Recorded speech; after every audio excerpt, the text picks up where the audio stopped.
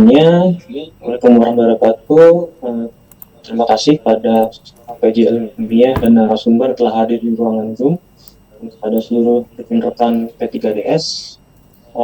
Pada kesempatan kali ini saya versus Ramada akan mempresentasikan pembacaan jurnal dengan judul Factor for Progressive Pulmonary Fibrosis in Connective Tissue Disease Related Interstitial Lung Disease. Baik, ini adalah analisis PICO dari population pasien. Pertama, populasi pasien ini dengan connective tissue disease yang didiagnosis juga dengan interstitial lung disease dengan tindak lanjut fungsi paru minimal 1 tahun di Seoul Saint Mary Hospital. Kemudian intervensi yang diberikan adalah penggunaan agen imunomodulasi dan steroid sistemik, agen imunomodulator. Sedangkan obat antifibrotik yang digunakan presentasi itu sangat rendah. Jadi fokus dari jurnal ini adalah intervensi pada agen imunomodulasi. Kemudian dari perbandingan, untuk perbandingan pasien ini dibagi menjadi 2 kelompok, pasien yang mengalami fibrosis progresif atau PPF dan yang tidak atau non PPF. Kemudian dari outcome-nya atau hasil perkembangan progresif fibrosis PPF itu ditentukan oleh penurunan dari FVC lebih dari 10% atau DLCO lebih dari 15% selama follow up.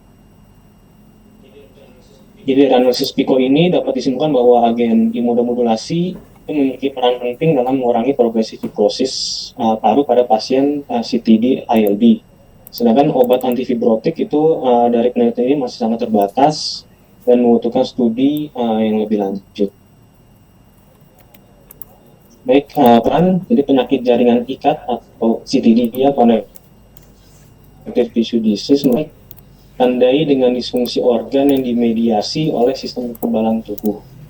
Jadi pada pasien CTD ini, paru itu menjadi organ yang paling dampak serius. Jadi sekitar 20% kasus CTD di Eropa dan Amerika itu sering dilaporkan mengalami penyakit paru interstisial pun juga air. Kondisi ini menunjukkan keterlibatan paru yang bermakna dan berpotensi mengganggu dari fungsi pernapasan. Nah, selain itu sekitar 40% pasien dengan CTD ILD itu dapat berkembang menjadi fenotip fibrosis progresif, yang artinya jaringan paru yang mengalami peradangan akan terus mengalami fibrosis atau pengerasan ataupun penebalan sehingga dapat menurunkan kapasitas paru secara bertahap. Dari metode penelitian, pertama pada saat ini saya akan menjelaskan metode penelitian yang digunakan dalam studi ini. Pertama dari populasi, desain penelitiannya, lokasi hingga analisis statistik yang diterapkan.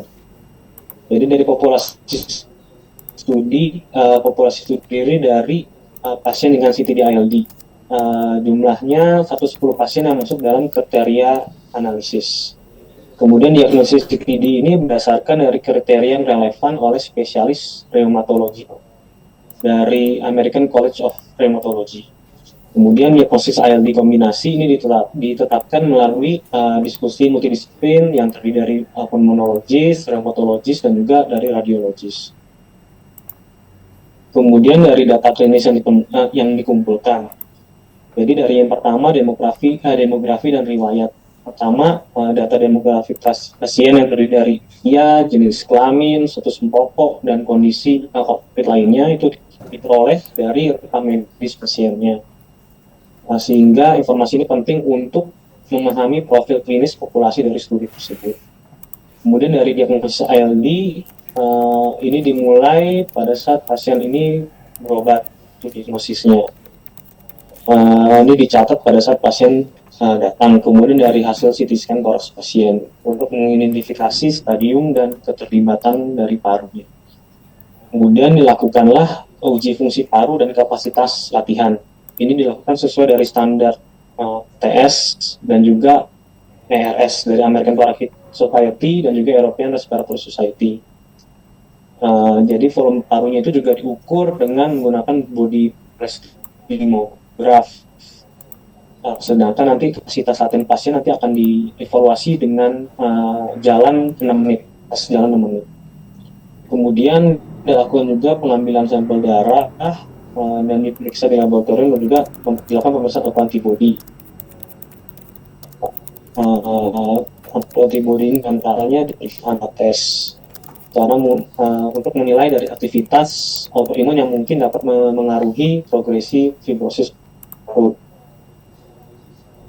Jadi secara kesimpulannya dengan pengumpulan data yang sistematis, penelitian ini dapat menganalisis faktor-faktor klinis, fungsional, dan juga imunologis yang dapat berperan dalam perkembangan fibrosis progresif pada pasien CTD-ILD. Kemudian dari selanjutnya metode penelitian secara definisi dari PPF sendiri atau progressive pulmonary fibrosis.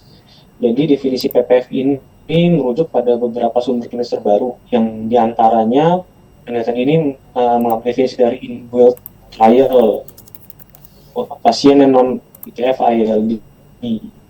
Kemudian yang RA-ILD dengan menggunakan studi dari trial 1. Kemudian juga dirangkum dari pedoman klinis yang terbaru. Sumber-sumber ini digunakan untuk memastikan bahwa standar diagnosis yang konsisten dan juga relevan. Kemudian dari kriteria INBUILD, jadi menurut INBUILD, PPF ini didefinisikan ketika terjadi penurunan dari FVC sebanyak lebih dari 10% dalam 2 tahun. Atau minimal 2 dari 3 kondisi berikut, seperti FVC turun 5-10%, kemudian dari gejala yang memburuk dan fibrosis yang meningkat. Jadi pendekatan ini menekankan pengamatan progresi penyakit secara multifaktorial. Kemudian dari kriteria trial 1, PPF ini didefinisikan bila FVC itu turun lebih dari 10% atau kombinasi dari FVC dan DLCO, yang mana FVC turun dari 5-10% dan DLCO-nya turun lebih dari 15%. DLCO ini adalah untuk menghitung kapasitas dari difusi paru yang menunjukkan kemampuan untuk gas itu dapat bertukar. Seperti itu. Jadi dengan menggunakan kriteria-kriteria ini, peneliti dapat mengidentifikasi pasien dengan PPF secara objektif yang menjadi variabel utama dalam menganalisis efektivitas intervensi pada CTD-ILD. Kemudian analisis statistiknya menggunakan chi-square, student t-test, multivariable logistic regression. Ini tujuan untuk menganalisis data, kemudian digunakan model metode sebagai berikut. Jadi tujuannya ini diberi analisis statistiknya banyak karena untuk mengevaluasi faktor-faktor risiko yang dapat mengaruhi progresi dari fibrosis tersebut.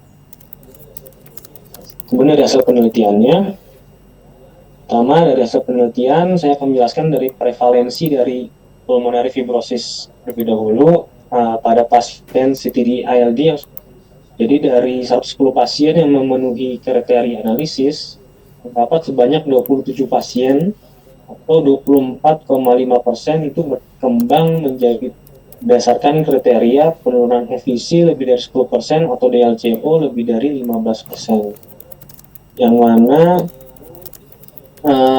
kita bisa lihat juga dari penurunan fungsi paru secara tahunan. Pasien PPF itu juga mengalami penurunan FVC sebesar 5,73% pada PPF dibandingkan hanya 0,60% pada pasien yang non PPF. Sedangkan untuk DLCO, pasien PPF itu menurun 6,29% per tahun dibandingkan 1,47% pada pasien non PPF. Perbedaan ini juga secara signifikan, secara bermakna, secara statistik dengan p-value-nya 0,0 untuk tipe parameter. Ini bisa disimpulkan bahwa hasil ini menunjukkan hampir 1/4 pasien dari CTD-ILD itu berisiko berkembang menjadi PPF dengan menunjukkan penurunan fungsi paru yang lebih cepat dibandingkan pasien yang non-PPF. Jadi bisa kita simpulkan bahwa pentingnya deteksi secara dini untuk pemantauan progresi dari penyakit tersebut. Kemudian dari distribusi dari CTD. Jadi pada saat ini saya akan menjelaskan distribusi jenis penyakit jaringan ikat atau connective tissue disease pada pasien PPF dan juga non-PPF. pada itu di antara yang menjadi PPF, jenis CTD yang paling sering ditemukan itu adalah rheumatoid arthritis (RA), itu sebesar 33%, diikuti oleh Sjogren 30%, dan juga systemic sclerosis atau SSC 18%. Untuk yang terakhir yaitu myositis 19%. Sedangkan pada pasien yang non PPF, distribusi yang disebut jenis CTD yang sedikit itu sedikit berbeda ya. Jadi justru Sjogren itu justru lebih tinggi dibandingkan Sjogren lebih tinggi 28,9%, kemudian dari systemic sclerosis 26,5%, rheumatoid arthritis justru lebih kecil dibandingkan Sjogren sebanyak 24,1%.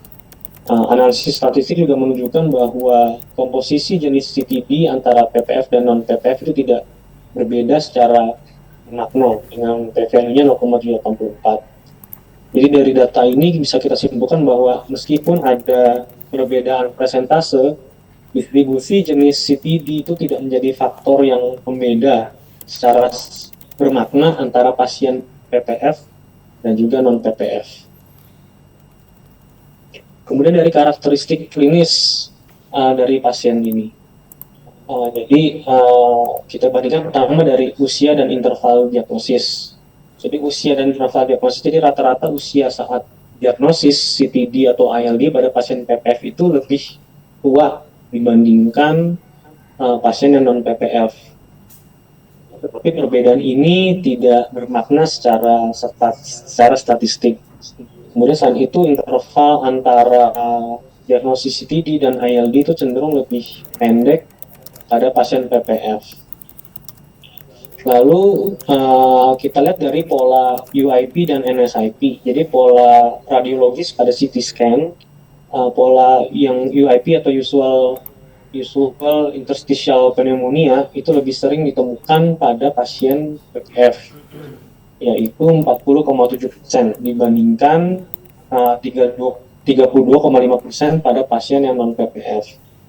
Tapi perbedaannya ini juga tidak bermakna. Dengan p-value 0,436. Sementara itu pola yang non-spesifik interstitial pneumonia atau NSIP itu paling umum ditemukan pada kedua kelompok. Jadi dari data ini meskipun ada kecenderungan tertentu pada pola UIP dan interval diagnosis, perbedaan klinis antara PPF dan non-PPF ini tidak secara bermakna secara statistik seperti itu. Jadi menunjukkan bahwa faktor-faktor ini mungkin bukan penentu utama fibrosis ini dapat berprogresi. Selanjutnya kita bandingkan dari hasil spirometri dan juga hasil laboratorium. Jadi kita lihat dari hasil parameter dari fungsi parunya dan pemeriksaan dari laboratorium antara pasien PPF dan non-PPF. Jadi dari spirometri, dari hasil spirometri ini baik FVC maupun FEV1 yang dihitung sebagai persentase dari nilai prediksi itu menunjukkan penurunan yang bermakna pada pasien PPF dibandingkan dengan non-PPF dengan p-value-nya 0,01. Nah, hal ini menegaskan bahwa pasien PPF ini mengalami penurunan fungsi paru yang lebih bermakna. Kemudian kita periksakan dari kapasitas difusinya dengan DLCO. Jadi kapasitas difusi karbon monoksida itu justru lebih bermakna pada kelompok yang non-PPF dibandingkan pasien yang PPF dengan p-value-nya 0,01. Ini menunjukkan bahwa terdapat pola berbeda dalam penurunan kemampuan pertukaran gas dari antar kedua kelompok tersebut. Kemudian pasien juga dilakukan 6-minute distance, jadi pasien diminta untuk tes berjalan selama 6 menit. Hal ini juga tidak menunjukkan perbedaan yang bermakna antara kelompok PPF dan non-PPF. Yang hal ini mengindikasikan bahwa kapasitas latihan fungsional itu relatif serupa. Kemudian dilakukan juga tes autoimun yang dilakukan adalah tes ANA. Tes ANA ini juga sering dilakukan pada pasien non-PPF. Namun tidak ada perbedaan yang bermakna antara kelompok PPF dan juga non-PPF. Artinya keberadaan dari autoantibody itu tidak terkait secara bukan progresi fibrosis. Jadi dari saat ini bisa kita simpulkan bahwa penurunan dari FVC dan FEV1 itu lebih sensitif dalam mendeteksi progresi dari PPF. Sementara kapasitas latihan dan anates itu tidak perbedaannya itu tidak bermakna antara PPF dan non-PPF. Kemudian kita bandingkan dari faktor prediktor yang terkait progresi fibrosis paru. Nah, kita bandingkan dengan penggunaan agen imunomodulator. Jadi dari analisis ini menunjukkan bahwa penggunaan dari agen imunomodulator, contohnya seperti steroid atau obat jenis lainnya, itu dapat mengurangi risiko perkembangan dari PPF. Ini menegaskan bahwa efek protektif agen imunomodulator terhadap progresi dari fibrosis tersebut. Kemudian untuk pola UIP atau usual interstitial pneumonia itu tidak menunjukkan hubungan yang bermakna dengan risiko PPF. Sehingga pola CT scan yang hasilnya UIP itu tidak dapat dijadikan prediktor yang bermakna. Seperti itu. Kemudian selanjutnya kita masuk ke pembahasan. Jadi sekitar 25% dari pasien CTD-ILD dalam studi ini itu mengalami progresi menjadi PPF atau progressive pulmonary fibrosis. Seperempatnya kemang menjadi PPF seiring, yang mana penggunaan dari agen imunomodulator itu terbukti mengurangi risiko perkembangan PPF pada pasien CTD-ILD. Jadi kita perlu bisa kita simpan bahwa intervensi dengan agen imunomodulator itu memiliki dampak yang protektif dan juga sangat bermakna, sehingga diperlukan deteksi dini, sehingga manajemen yang aktif dari pasien dan juga dokter itu sangat penting. Nah, saat ini memang belum ada definisi yang seragam untuk progressive pulmonary fibrosis ini. Nah, penelitian ini menggunakan kriteria yang konsisten dengan studi sebelumnya, yaitu penurunan FVC lebih dari 10% atau DLCO lebih dari 15% sebagai penanda perkembangan fibrosis. Kemudian kita lihat juga dari pola radiologis dan prognosisnya. Jadi yang tadi sudah saya jelaskan bahwa UIP itu sering dikaitkan dengan progresi fibrosis dan morbiditas yang cukup tinggi pada ILD secara umum. Nah, dalam penelitian ini, pola UIP itu tidak ditemukan memiliki hubungan yang bermakna dengan perkembangan PPF, yang artinya pola radiologis UIP saja tidak bisa dijadikan prediktor yang bermakna untuk progresi fibrosis pada populasi CTD-ILD yang diteliti pada penelitian ini. Izin kepada penyaji, waktu sisa 5 menit. Baik, simulator. Kemudian diperiksakan penanda hayati. Seperti KL6 ini juga terkait dengan progresi penyakit pada ILD, itu juga kita periksakan. Namun penggunaannya ini masih sangat terbatas dan belum diterima secara luas di KOL.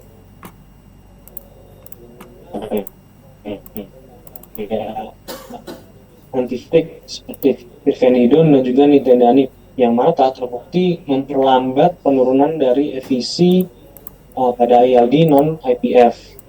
Tapi ini menunjukkan bahwa efektivitas dalam memperlambat progresi fibrosis dan dapat menjadi pertimbangan penting untuk manajemen pasien PPF. Penelitian ini juga memiliki beberapa perbatasan, yang mana bahwa penelitian ini merupakan studi prospektif single center dengan potensi bias seleksi. PPF hanya didefinisikan berdasarkan dari nilai fungsi paru saja. Kemudian dari strategi terapi ini bergantung pada keputusan klinis secara individual. Lalu dari jumlah pasien yang menggunakan antifibrotik itu terlalu kecil untuk analisis efektivitas, tidak dapat mengidentifikasi biomarker baru untuk progresi dari PPF. Lalu periode follow-up-nya juga tidak cukup panjang. Ini dari kesimpulan, deteksi dini pasien yang berisiko mengembangkan PPF seperti pengelolaan yang lebih baik. Fibrosis paru adalah proses patologis yang berdampak buruk pada prognosis dan kepentingan pasien. Dan penggunaan agen imunomodulator itu dapat mengurangi risiko perkembangan PPF dengan penekanan pada pengobatan berdasarkan pelebatan inflamasi penyakit sistemik. Dan strategi pengobatan yang berfokus pada patogenesis penyakit dapat memperlambat progresi virus paru pada pasien CTD-ILD. Kemudian akan membahas dari telah updates jurnal ini, pertama dari validitinya, dari validitas, ini merupakan desain studi cohort retrospektif, jadi tepat untuk menilai faktor risiko progresi penyakit. Kriteria diagnosisnya menggunakan kriteria standar PCR euler untuk CTD. Lalu diagnosis ILD ini melalui diskusi multidisiplin diantara dari pulmonologi, reumatologi, ataupun radiologi. Kemudian follow up-nya juga adekuat minimal 1 tahun dengan evaluasi fungsi paru yang serial. Lalu definisi outcome-nya juga jelas berdasarkan PPF ini berdasarkan kriteria objektif dari spirometri dan juga dari hasil DLCO-nya. Dilakukan analisis secara multivariat disesuaikan dengan gap score dan status merokok. Lalu dianalisis sensitivitasnya dilakukan dengan eksklusi pola pasiennya. Kemudian kelemahannya ini merupakan studi retrospektif single center potensi bias seleksi. Untuk importance atau kepentingannya, prevalensi PPF ini bermakna 24,5% pasien CTD-ILD itu berkembang menjadi PPF. Efek protektifnya juga bermakna imunomodulator itu menurunkan risiko PPF sebanyak 75% dengan signifikansi statistik p-value-nya 0,026. Kemudian kelompok PPF juga memiliki fungsi paru baseline-nya juga lebih baik. Implikasi kliniknya perubahan paradigma monitoring dan terapi, dalam praktik hanya 10% pasien ini menerima antifibrotik. Lalu untuk aplikabilitasnya, populasi di Asia, studi dari Korea, jadi relevan untuk populasi Indonesia. Settingannya tersier dapat diaplikasikan juga di RS rujukan Indonesia. Kemudian kriteria PPF-nya sederhana, menggunakan spirometri standar yaitu FVC dan juga DLCO. Terapi aplikabilitasnya terapi tersedia yaitu imunomodulator dan juga steroid itu juga tersedia di Indonesia. Kendalanya dari antifibrotiknya terkait dari masalah biaya dan coverage asuransi mirip dengan Indonesia. Kolaborasi multidisiplin memerlukan kerjasama paru, reumatologi, dan juga radio. Jadi secara indikasi klinis, CTD-ILD harus dimonitor secara ketat, bahkan jika fungsi paru awal itu masih baik. Terapi imunomodulator itu sebaiknya dipertimbangkan lebih awal untuk menekan progresivitas dari fibrosis. Diperlukan standar klinis yang jelas untuk diagnosis dan penata laksanaan PPF. Baik, demikian dokter yang bisa sampaikan. Mohon maaf apabila ada kekurangannya. Terima kasih, sampai kembali. Waalaikumsalam warahmatullahi wabarakatuh. Terima kasih kepada Dr. Versha sampai Ramadan atas presentasinya yang sangat menarik dan informatif. Selanjutnya kita mulai ke sesi diskusi dan tanya jawab. Pada P3DS yang ingin bertanya dapat menggunakan fitur raise hand atau mengangkat tangan. Dipersilahkan dokter. Baik. Untuk penanya pertama sudah ada Dr. Dede Hidayat. Kepada Dr. Dede dipersilahkan dokter. Baik, selamat siang Dr. Moderator. Terima kasih atas kesempatannya. Izin bertanya Dr. Versha. Dari pembahasan jurnal dokter, tadi dari pembahasan dibahas bahwa sekitar 25% dari pasien CTD-ILD dalam studi mengalami progres menjadi PPF. Perempatnya berkembang menjadi PPF seiring berjalannya waktu. Yang ingin saya tanyakan, apakah pada jurnal ini menjelaskan pengobatan dalam waktu optimal penggunaan terapi antifibrotik pada pasien dengan CTD-ILD yang mengalami PPF, dokter? Terima kasih, dokter.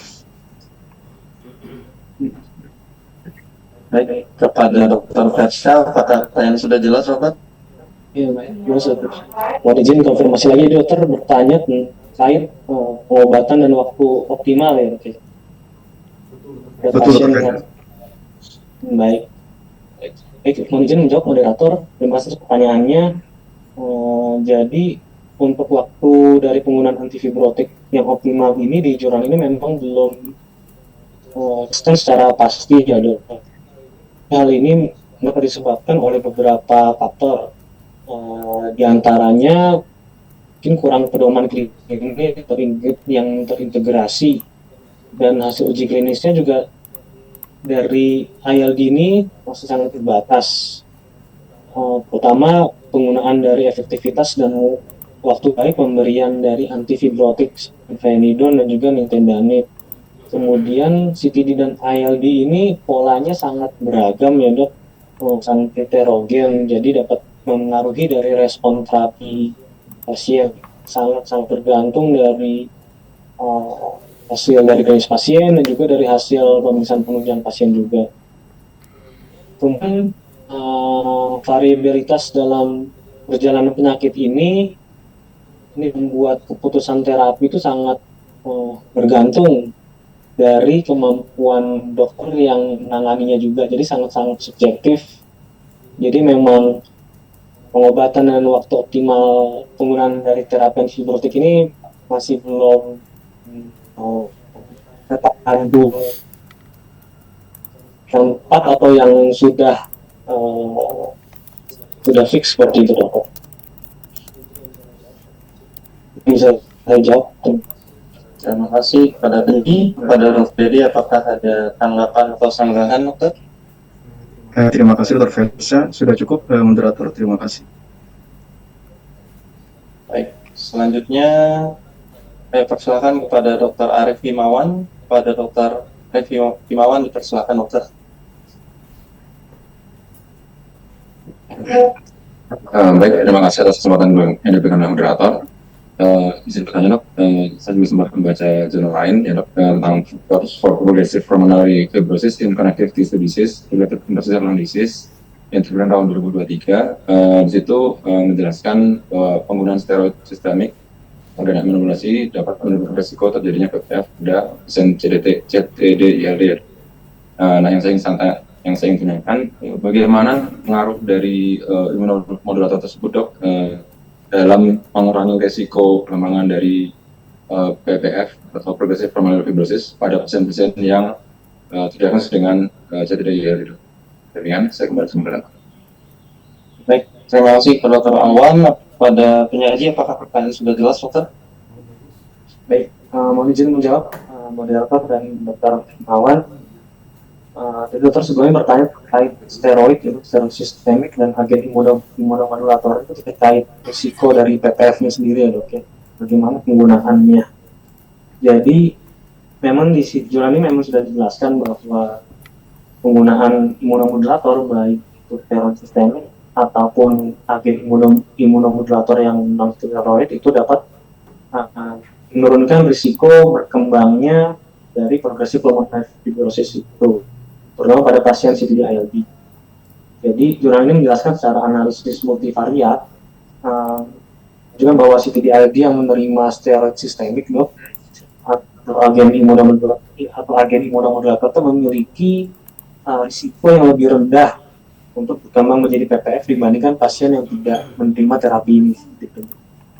Kemudian memang ada juga efek kombinasi, jadi efektif itu lebih konsisten apabila diberikan secara barengan steroid atau agen imunomodulator itu diberikan secara barengan dibandingkan penggunaannya itu masing-masing secara pisah. Kemudian secara interpretasi klinis itu hasil ini menunjukkan bahwa kita perlu mengontrol inflamasi sistemik pada CTD-ILD tersebut. Jadi kita bisa menekan jalannya fibrosis yang sifatnya progresif. Jadi progresi dari PPF ini tidak hanya tergantung pada kerusakan paru yang sudah ada, tapi juga dapat dimodifikasi dengan terapi imunomodulator yang tepat. Nah, itu bisa dikombinasikan dengan steroid tersebut. Gitu. Jadi imunomodulator ini fungsinya sebagai protektif terhadap perkembangan PPF. Seperti itu. Itu yang bisa saya jawab. Terima kasih. Terima kasih pada Dr. Awan. Apakah ada tanggapan atau sanggahan, dokter? Baik, terima kasih atas jawabannya Dr. Fersha. Saya setuju dengan pendapat Dr. Fersha dan memang sesuai dengan jurnal yang saya baca bahwa dengan pemberian imunomodulator tersebut bisa memperbaiki fungsi paru di pasien, kan bisa mengurangi penurunan dari pasien sebesar 80% pada pasien ILD. Terima kasih. Terima kasih. Selanjutnya saya berikan kepada Dr. Abdul. Pada Dr. Rahman, dipersilakan dokter. Ya, terima kasih moderator. Terima kasih Dr. Versya atas presentasinya, dok. Saya izin bertanya, dokter. Tadi pada slide metode itu disebutkan bahwa kriteria input dan trial 1 sebagai referensi definisi dari PPF ini, dok. Nah, namun pada analisis luaran di situ hanya digunakan penurunan FVC lebih dari sama dengan 10% atau di LCO lebih dari sama dengan 15% ya, dok. Nah, pertanyaan saya, apakah menurut penyaji dari definisi ini dapat memengaruhi estimasi angka kejadian dari PPF, dok, dibandingkan jika menggunakan kriteria dari NBUIL yang juga memasukkan kriteria dari gejala dan juga hasil radiologisnya, dokter. Terima kasih, dok. Izin saya kembalikan ke moderator. Baik, pada penyaji apakah pertanyaan sudah jelas? Ya, baik. Terima kasih moderator, terima kasih Dr. Rahman atas pertanyaannya, dokter. Tadi dokter menanyakan terkait inbuild ya, dok ya, definisi dan kriteria diagnostiknya dengan inbuild atau trial 1. Jadi memang di jurnal ini jurnal ini mengidentifikasi PPF itu dikategorikan apabila memenuhi satu dari kriteria sebagai berikutnya diantaranya FVC lebih dari 10% atau dari kadar DLCO-nya lebih dari 15%. Jadi kriteria ini juga memang modifikasi dari standar pada studi yang inbuilt bukan pada kasus yang non IPF ILD dan juga trial 1 yang RALD. Jadi memang dipertimbangkan kombinasi dari perubahan efisinya, dari gejala klinisnya juga, dan progresi radiologis. Jadi tidak hanya dari efisi saja ataupun dari hasil DLCO saja, tapi kita lihat dari gejala klinis dan juga progresi dari radiologisnya. Kemudian, tapi pada yang radiologi itu